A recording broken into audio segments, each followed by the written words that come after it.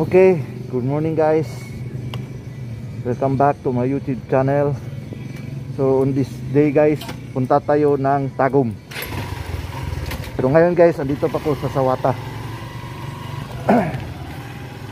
So samahan nyo ako guys, punti natin adventure.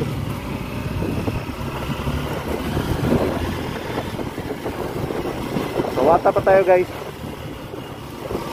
Meron akong puntahan sa Tagum.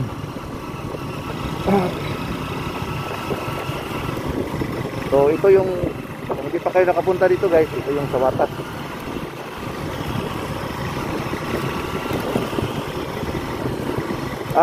Dito guys, Sawata hanggang Tagum, mga almost 1 hour guys ang takbo. Kung magano ka,